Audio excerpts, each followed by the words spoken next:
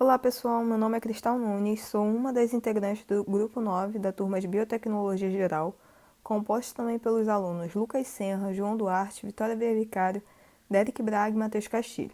O assunto abordado neste vídeo é biossegurança, resíduos presentes no leite e em seus derivados e métodos de triagem, que tem com o intuito de mostrar a relação da biossegurança imposta ao processo de produção, principalmente ligada à produção de alimentos originados por animais, mais especificamente o leite bovino.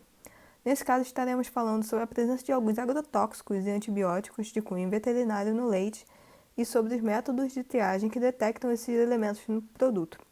Bem, a escolha pelo leite e seus derivados foi por ser um dos principais alimentos de contribuição nutricional presentes na alimentação do ser humano, e pelo Brasil estar em quinto lugar entre os maiores produtores do mundo e como movimento mercado econômico, tendo tido nos últimos anos uma produção de mais de 34 bilhões de litros, sendo isso um dado do IBGE em 2019.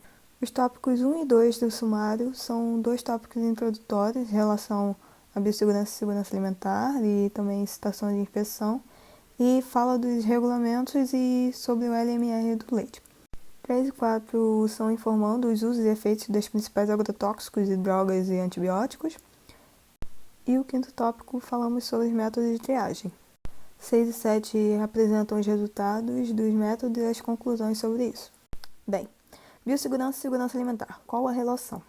Relacionando os conceitos de biossegurança e segurança alimentar, é possível perceber o quão complementar é um do outro, visto que ambos visam a seguridade da saúde do ser humano a partir do processamento do alimento até como ele deve chegar ao mercado, para assim ser consumido. As análises, testes e mostragens que ocorrem nos setores de produção devem ser realizados no intuito de obter resultados positivos, assim haver a certificação de produtos de qualidade direcionados às pessoas. Os agrotóxicos e antibióticos de cunho veterinário são usados para uma melhor desenvoltura de produção, a fim de remediar a presença de pragas e parasitas que comprometem a realização dos processos de atividades agrícola e pecuarista. No nosso caso, falaremos sobre atividades pecuaristas. No entanto, como será abordado ao longo do trabalho, a presença de resíduos no leite são comumente prevenientes por esses agrotóxicos e antibióticos. Portanto, é apresentado métodos para a detecção e monitoramento dos níveis de contaminação desses componentes, a fim de verificar se aquela quantidade de resíduos traz riscos à sociedade, como os métodos de triagem que será decifrado ao longo do trabalho. A detecção e fiscalização é proveniente à inspeção que os produtos precisam passar, que são realizados por órgãos complementares uns aos outros. Por exemplo, o CIF, que é o Serviço de Inspeção Federal, é responsável por assegurar a qualidade de produtos de origem de animais, comestíveis ou não, e ele representa um selo que o produto recebe após passar sobre todas as fiscalizações coordenadas pelo Departamento de Inspeções de Produtos de Origem Animal, que é o DIPOA. A Anvisa é importantíssima nessa causa, tendo missão de proteger a saúde da população, garantindo a segurança sanitária de produtos e serviços, além de atribuir fatos sobre o uso de agrotóxicos na produção agrícola e antibióticos em tratamentos animais e a consequência que os elementos podem trazer à saúde pública caso contaminem alimentos. Por meio da Anvisa, temos a origem do LMRs.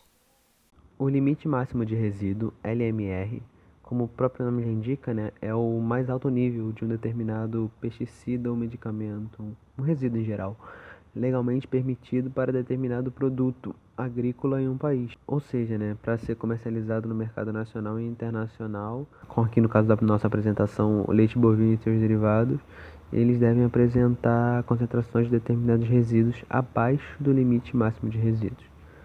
Quem determina aqui no Brasil o limite máximo de resíduos é a Agência Nacional de Vigilância Sanitária, a Anvisa, e ela determina esse limite com base em estudos supervisionados de campo e em recomendações de órgãos internacionais, como a OMS.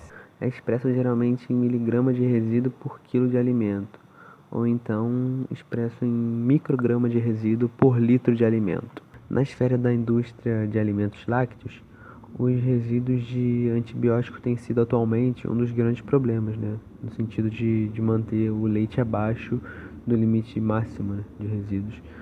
Esse controle de manter abaixo do limite máximo é essencial, porque esses medicamentos, né, presentes, qualquer tipo de medicamento pode causar problemas em nós, seres humanos, né, como resistência, né, à antibiótico-terapia, além de ser considerado indesejável pela grande maioria dos consumidores. LMR para drogas de uso veterinário no Brasil são determinados pela Anvisa, né?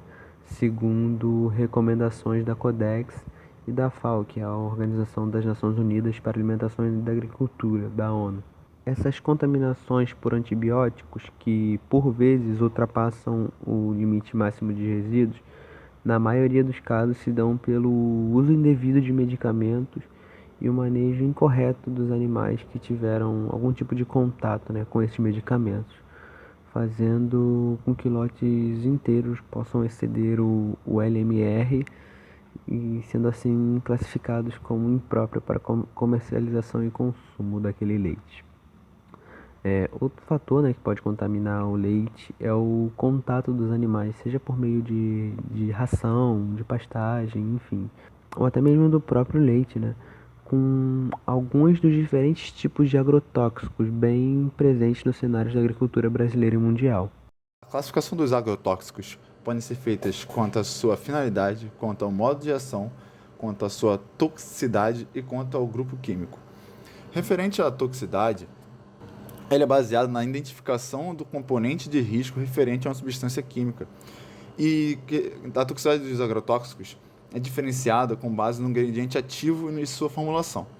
A classificação toxicológica dos agrotóxicos é baseada a partir da DL50, que é a dose necessária para provocar a morte de 50% de um grupo de animais que foram submetidos ao protocolo experimental.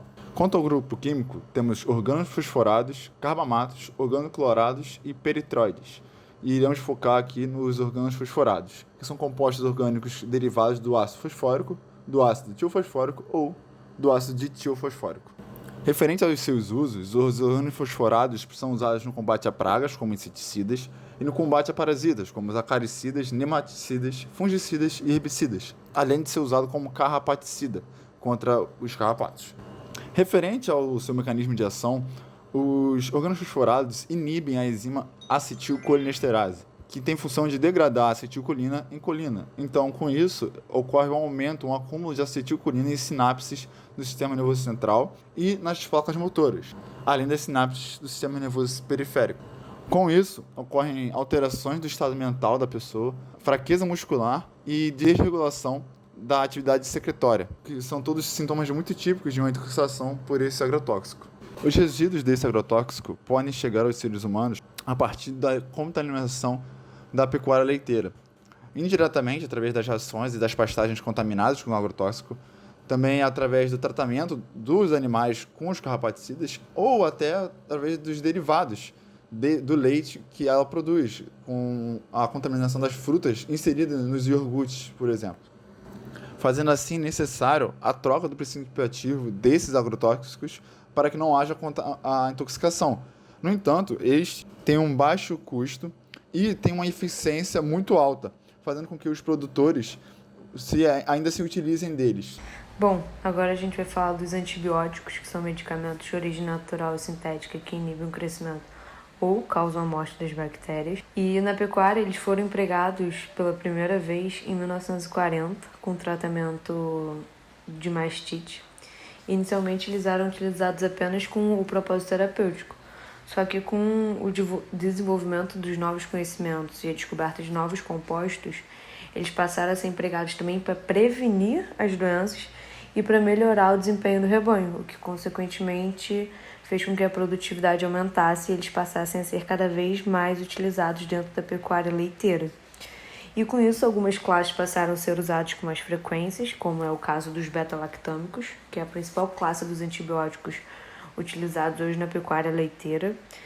Dentro dessa classe estão antibióticos como penicilina, amoxicilina, e a principal tratamento deles é a mastite, as infecções no trato urinário e no trato respiratório. Essa tabela mostra quais são os antibióticos mais utilizados na pecuária leiteira e quais são os seus respectivos tratamentos. Só que todos esses antibióticos são empregados principalmente no tratamento da mastite, que é a doença que mais afeta as vacas leiteiras. E por ela ser essa doença que mais afeta, é também a principal causa de resíduos de antibiótico nos leites. E independente da forma que a aplicação é feita, seja ela intramamária, intramuscular, subcutâneo, oral, os antibióticos eles vão ser absorvidos pela corrente sanguínea e, posteriormente, eles podem ser liberados no leite. A presença desses resíduos no leite é preocupante porque, além de alergias e do desenvolvimento de cepas bacterianas mais resistentes em humanos, ele interfere na produção dos derivados do leite, porque eles causam a inibição de bactérias lácteas, o que altera a fermentação e, consequentemente, compromete a produção de queijos e iogurtes. Por isso, é recomendável que seja respeitado o período de carência, que nada mais é do que um tempo necessário para que o leite apresente uma concentração menor que o LMR. Além desse período de carência, também são indicados que deve haver uma identificação do animal em terapia, porque durante o tratamento, todo o leite produzido deve ser descartado para que não haja nenhum tipo de resíduo que possa contaminar todo o leite. Logo após o período de carência e o período de tratamento, é feita uma testagem dos leites. Caso eles estejam sem nenhum tipo de resíduo, eles são liberados para que eles possam ser comercializados. Com a substituição dos métodos laboratoriais convencionais que analisam qualitativamente e quantitativamente, os métodos analíticos analisam de forma binária. O método analítico conhecido são os métodos de triagem, que são qualitativos binários, ou seja, respondem como sim ou não, positivo ou negativo, ausente ou presente, rápidos, simples e de baixo custo. Servem para monitorar contaminantes químicos em alimentos, como os agrotóxicos e as drogas veterinárias citadas. Estes geralmente são representados por métodos bioanalíticos como imunoensaios, biosensores e métodos biológicos baseados em inibição enzimática ou microbiana. A AOAC, ou Associação Oficial da Química Analítica, traduzindo, propôs um kit de desempenho de métodos qualitativos com 4 indicadores: sensibilidade, especificidade, TFP, que é a taxa de falso positivo, e TFN, que é a taxa de falso negativo. Os métodos de triagem também podem ser químicos, mas nossa ênfase não são comparar os métodos bioanalíticos com os métodos químicos, pois ambos funcionam para o monitoramento de resíduos. Na ênfase nos bioanalíticos, temos que esses são métodos em área de expansão na bioquímica. Muitos métodos biológicos são baseados em interações enzima inibidor-ativador, antígeno e anticorpo e receptor ligante. E representam ferramentas-chave para a avaliação de sistemas ambientais e biológicos. Os métodos biológicos, denominados biotestes, são usados somente para informação sobre a toxicidade das amostras, tais como reações enzimáticas e imunoensaios, e são altamente específicos e sensíveis. Eu resolvi separar alguns métodos que eu achei importantes para a nossa disciplina de biotecnologia. E o primeiro método de triagem que eu separei foi o método enzimático para monitorar agrotóxicos organofosforados, desenvolvido pela pesquisadora Cristina Moraes, que defendeu sua pesquisa na Fiocruz com sucesso e desenvolveu este método simples e rápido, feito em apenas um dia de acordo com a pesquisa dela, voltado aos agrotóxicos organofosforados. De maneira simples, ela aplica solventes específicos no leite e obtém o resíduo, que é misturado com a enzima acetilcolinesterase, gerando um extrato cuja cor é avaliada evidenciando a presença ou ausência de um agrotóxico. O segundo método que eu quero apresentar é o teste baseado na inibição do crescimento bacteriano. Neste método, a amostra de leite é colocada em contato com um micro-organismo sensível, com a adição de nutrientes e após um período de incubação. Se houver a presença de resíduos, não haverá crescimento bacteriano. No caso contrário, é evidenciado o crescimento bacteriano pela produção de ácido, redução de corantes, formação de camada visível ou crescimento na superfície de agar. O terceiro método que eu quero apresentar é o método microbiológico modificado para o rastreio de antibióticos. O teste denominado BSDA é um exemplo de teste Bacillus stearotemorphilos calidolactis discesei, microbiológico de rastreio usado diariamente na indústria para determinar resíduos de antibióticos no leite da vaca. Este teste tem por base a inibição de crescimento microbiano, em que uma amostra de leite é submetida ao contato com um micro-organismo sensível, no caso a Bacillus stearotemorphilos. O quarto método que eu vou apresentar são testes imunológicos, que são baseados em reação do antibiótico antígeno com anticorpo específico. Os testes que utilizam esse princípio empregam substâncias radioativas ou empregam enzimas, na técnica como ELISA, Enzyme Linked Immunosorbent Assay.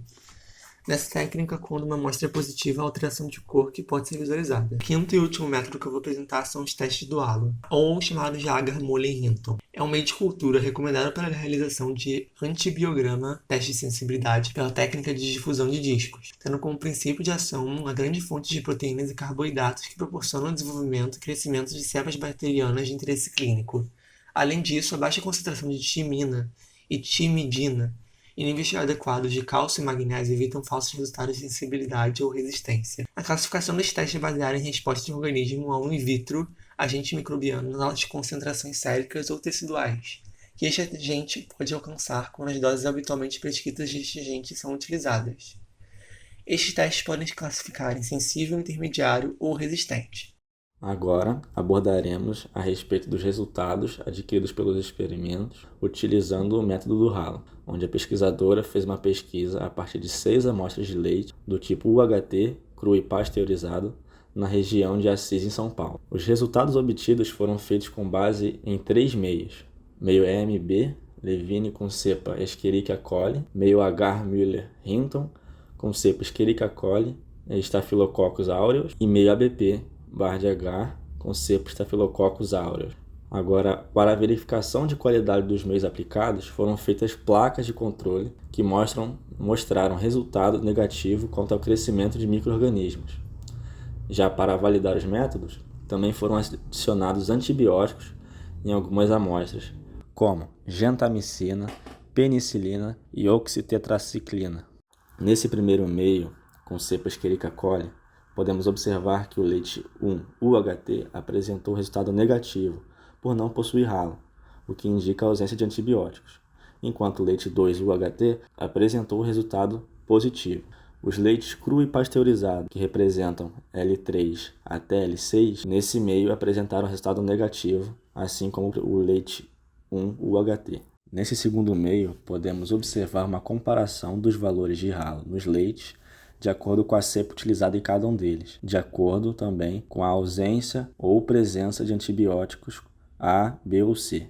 Nesse último meio, podemos observar que o leite 1 e os leites de 3 a 6 possuem um resultado negativo, enquanto o leite 2, resultado positivo, de acordo com a presença de antibióticos, conforme os valores de halo. Essa tabela apresenta todos os dados anteriores encontrados nos meios, de forma mais sucinta e simples, para uma melhor visualização dos resultados obtidos. Considerando os resultados obtidos pela pesquisa através do teste do halo, podemos observar que ocorrem variações na qualidade de um leite dentro de uma escala regional, de forma que as variações aumentam conforme a escala. Independente da região de produção, a alta frequência desses resíduos nas amostras de leite cru apresentados no slide em questão evidencia a necessidade de um controle mais eficiente no seu emprego na produção agropecuária brasileira.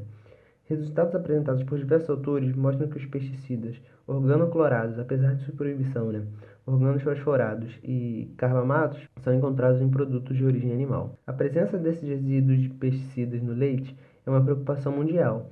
Estudos realizados na Espanha observam que 95% das amostras de leite pasteurizado analisadas possuíam resíduos de organoclorados, sendo que 12,9% das amostras excediam os limites permitidos pela União Europeia. É necessário ser visto que, mesmo com sistemas convencionais de produção, é percebido que, com uma maior produtividade, nem sempre vem um melhor produto final, pela questão de apresentar alguns contras, com a dificuldade de manter a taxa de resíduos máximos dentro do tolerável. Por essa questão, uma das alternativas para esse caso é a produção do leite orgânico.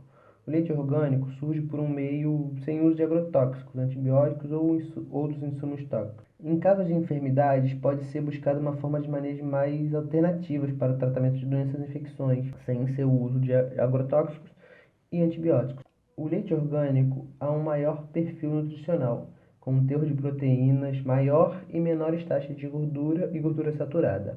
É um produto que seu valor de produção é menor, ou seja, possui um baixo custo, tendo uma rentabilidade melhor, além de apresentar um menor índice de impacto sobre o ambiente, o que é essencial. Porém, os maiores empecilhos para o aumento dessa produção desse leite orgânico e seus derivados são a carência de empresas que processem esse tipo de leite, aliada à baixa produtividade do sistema orgânico, em relação ao convencional de produção de leite.